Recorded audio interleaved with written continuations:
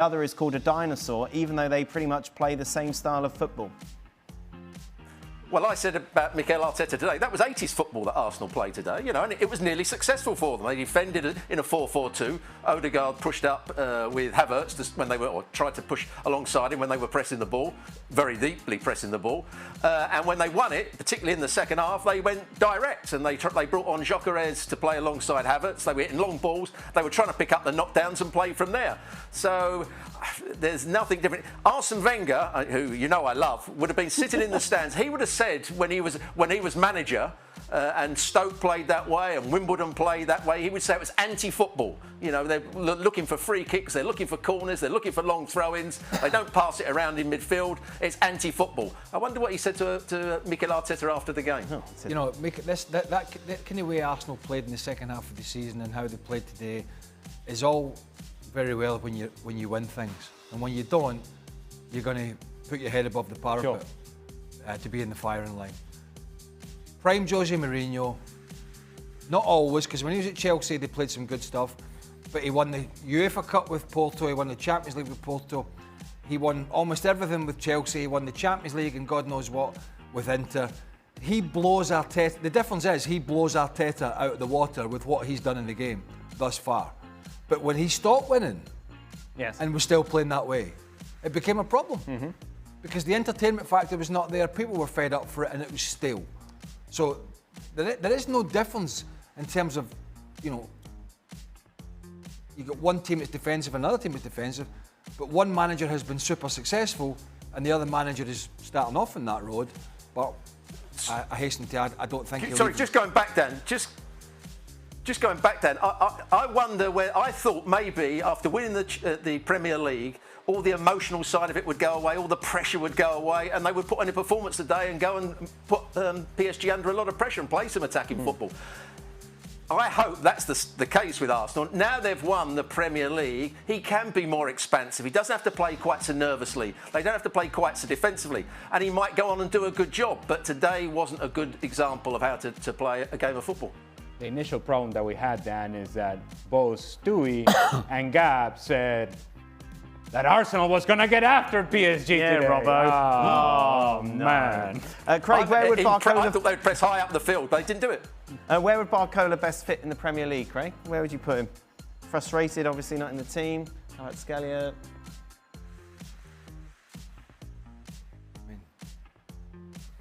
I don't know. Arsenal? Fit in there. I mean, they'd fit in. Yeah. They'd fit in. You know, Chelsea have got. He's better than what Chelsea have. Better than what Arsenal have. Better than what Liverpool have at the moment. Yeah. To be honest. So yeah, you could. I wouldn't think he's a little.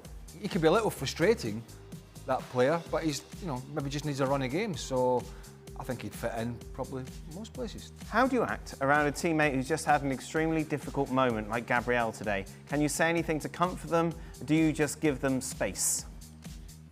Well, Eze missed a penalty as well. Yes, but I suppose that was counter. Yeah. So obviously you had that big mistake in the FA Cup semi-final. I got the boys. No, yeah. I mean, thanks for bringing that up. That's all right. That's all right. As somebody said to me on social media again, it was the best assist that David Beckham's ever had. Still, Man United fans still going on about it 20 odd years later. The players leave you alone. Yeah. Players leave you alone. That was a tough dressing room for me. It was a tough bus journey back from Villa Park to London. But what do? You got to brush yourself down and get on with it. But not one of my teammates, not one. Now behind my back, maybe there was a different discussion. Yes. Which is always the case with you. What the hell's he done? But which, you know, and I accept that. What about like Euro '96, Gary McAllister having the penalty saved by Seaman? In the big Scotland England game? Yeah. No. Oh, no. We consoled Gary that night. We had a place in Stratford, in Birmingham, near Birmingham, because we played 2 games at Villa Park. The only game at Wembley was the England game. So we went back to the hotel. Won't give you the whole story, but the boys had a few beers that night because we were allowed a bit of downtime. And Gary came down, and he was having a few beers, but he was you know, like he was just staring into, and the boys were trying to console him. Yes. You know, don't worry about it. But but he was a little bit emotional, and he went to his bed.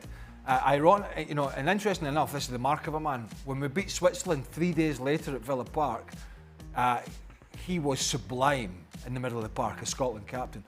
What I didn't get, and this is the difference in mentality from people with common sense and people who understand, is some of the Tartan Army, or a lot of the Tartan Army, the Scotland fans, later on in international games, booed Gary McAllister because he missed the penalty, and ultimately that's why he retired from international football, because we lost against the Czech Republic one night at Celtic Park in a qualifier, and he got booed, and Gary had enough by that point. That's the moronic lack of understanding of some of them compared to players who know what it's like to step up in the big moment and have that pressure and not make a mistake, just have somebody save it or do something. So no, players never, unless it's something like a sending off or something stupid, players never bother about stuff like that. Robbo, you've never done anything wrong. You always tell us, so it's an even a discussion for you. Never. No, but also I'm never sure that when a player makes a mistake that you want 2 or 3 players running over and consoling him in front of everybody. Yeah, look, he made the mistake. We're going to console him, telling everybody what they've done wrong. Goalkeepers often do that. They run. Nice. Yeah. Goalkeepers run out to a centre half when he's made a bad mistake and sort of cuddle him and all that. So, no, just get on with the game. That's what it's about. Players are going to make mistakes. They're going to do some good things. Just get on with it. I know you think Rob was being cynical about it, but it makes sense in that, as a player, when they come to console you, you don't even know who came to console you. You're still thinking about the big miss. It doesn't make a difference. Yeah, and in fact, it doesn't make you feel any better. Not in the moment. Later on, exactly. Perhaps you, as you're trying to get over it, you may be able to talk about it. But in that moment, you don't want anybody tapping the back of your head and say it's okay, because you know it's not okay. Final question, Dan. How good does it feel to be the only one on the panel that truly knows football and predicted the score correctly? To be fair, I did say Arsenal would win on penalties, not PSG. So let's not say. And predictions are like what? Yeah. Yeah, there we are. Well, so that doesn't really count. The bookies would not pay me. No, they would not. They would not.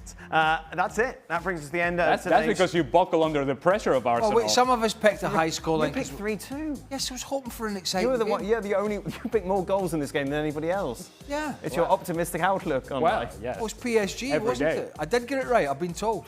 Penalties was 3-2. Oh, who told you that? No, God, he's trying to redeem himself. Those tweets about him are true. That is it. That brings us to the end of today's show. ESPN FC is with you every single day, remember, right through the year. Apparently it's 4-3 on penalties. Oh, nobody was. 4-3. 3-2.